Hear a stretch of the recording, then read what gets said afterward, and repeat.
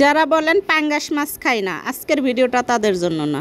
আসসালামু আলাইকুম, কেমন আছেন সবাই? আশা করি ভালো আছেন। আমি আল্লাহর রহমতে ভালো আছি। প্রতিদিনের মতো আরেকটা লং ভিডিও নিয়ে আসলাম। এখন বাসার যে অবস্থা, গ্যাসের যে অবস্থা, লং ভিডিও ছাড়াই মনে হয় যে প্রবলেম হয়ে যাচ্ছে। কেননা সন্ধ্যার সময় একটু গ্যাস আসছে, তাই রান্নাটা করলাম। সারাদিন এত যন্ত্রণা ভোগ করতেছি। কার এলাকায় কী অবস্থা একটু কমেন্ট করে অবশ্যই বলবেন।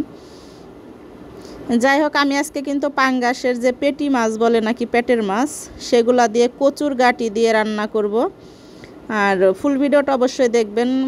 যারা পাঙ্গাস মাছ খান তারা দেখেন, কেননা অনেকে আসে বলে আমি পাঙ্গাস খাই না, তাদের খারাপ লাগতেই পারে, তারা না দেখলেও সমস্যা নেই। আমি কিন্তু মাছগুলা ভেজে নিব।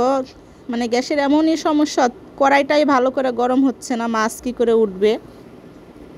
তেলের মাছ কিন্তু কখনোই আটকে থাকে না। তা আমি আর তেল ব্যবহার করব না, যেহেতু তেলের মাছ। এই তেলের ভিতরেই আমি একটু পেঁয়াজ কাঁচামরিচ বাটা দিয়ে দিলাম। একটু অন্যরকমভাবে রান্না করবো, এভাবে রান্না করে কিন্তু অনেক মজা লাগে। যেহেতু গ্যাস নেই একদমই, তাই আমি কি করছি, পেঁয়াজ কাঁচামরিচ বেটে ওইটুকু তেলের ভিতরে দিয়ে দিছি। আর তেল দিব না, পেটের মাছ রান্না করতেছি এই জন্য। পেটি মাছ যাই হোক, সরি। তারপরে ধনিয়া জিরা আদা রসুন যে একটা বাটা মশলা থাকে সেটা দিয়ে দিলাম। আর একটু হলুদের গুঁড়া দিয়ে দিলাম, লবণ দিয়ে দিলাম, মরিচের গুঁড়া দিয়ে দিলাম। আর এখন আমি একটু ধনিয়ার গুঁড়া দেব, দিয়ে সুন্দর মতো মশলাটাকে কষিয়ে নেব। আর মশলাটা কষাইতে কিন্তু অনেক সময় লেগে যাবে, যেহেতু নিচে তো আগুন একদমই জ্বলছে না। কিছু করার নেই, এভাবেই খেতে হবে। দুপুরবেলা ছেলে পটল ভেজে খেয়েছে, ছেলের বাবাকে ডিম ভেজে দিছি, বেগুন ভেজে দিছি, এগুলা দিয়েই ভাত খাওয়া হয়েছে। তা আমি তো রেসিপিটা মাত্রই করলাম। তো আবার একটু পানি দিয়ে সুন্দর করে মশলাটা কষিয়ে নিলাম। গ্যাস না থাকুক, মশলা না কষাইলে কিন্তু তরকারি একদমই খাওয়া যাবে না, এটা হয়তো সবাই জানেন। আর আমি এদিকে কচুর ছুরা, কচুর গাটি যাই বলেন, কার জেলায় কী বলে, ছুরা কচু, গাটি কচু, সেগুলো একটু হালকা ভাপ দিয়ে নিছিলাম। বেশিও সেদ্ধ করিনি, একদম হালকা ভাপ দিয়ে এটার যে একটা লোদ লোদ ভাব থাকে সেটা ফেলে দিছি। ওটা রাখলে ওটা খাওয়া যায় না কখনোই, এজন্য একটু হালকা ভাপ দিলে ওটা চলে যায়। তো এখন আমি সুন্দর করে এটার সাথে মিশিয়ে দিয়ে একটু কাঁচামরিচ থেতলে দেবো। কাঁচামরিচ ডিপ ফ্রিজ করে রাখা ছিল, দেশি মরিচ একদম। তো একটু হালকা ছেঁচা দিয়ে নিছি, তারপর একটু পানি দিয়ে আমি ঢাকনা দিয়ে ঢেকে রেখে যাব কষানোর জন্য। মানে যে আরও কচুটা যাতে ভালো করে সেদ্ধ হয় সেই জন্য। যেহেতু গ্যাসটা নেই, তাহলে দাঁড়ায় দাঁড়ায় তো আমার অপেক্ষা করে টাইম নাই, তাই পানিটা দিয়ে আমি ঢাকনা দিয়ে ঢেকে বসিয়ে দিয়ে গেলাম। এখন সুন্দর মতো এটা কষানো হবে। আর অল্প জালে যদি একটু ধৈর্য ধরে রান্না করা যায়, তাহলে কিন্তু সেই রান্নাটা কিন্তু অসাধারণ লাগে। কিন্তু আপনার দাঁড়িয়ে থাকতে থাকতে একদম পা ব্যথা হয়ে যায়, তাই এই টেকনিকটা ব্যবহার করলাম। একটু পানিও দিয়ে গেলাম, কচু সুন্দর মতো সেদ্ধও হয়ে গেল, মশলাটাও মজে গেল। আর দেখেন কালারটাও কি সুন্দর চলে আসছে।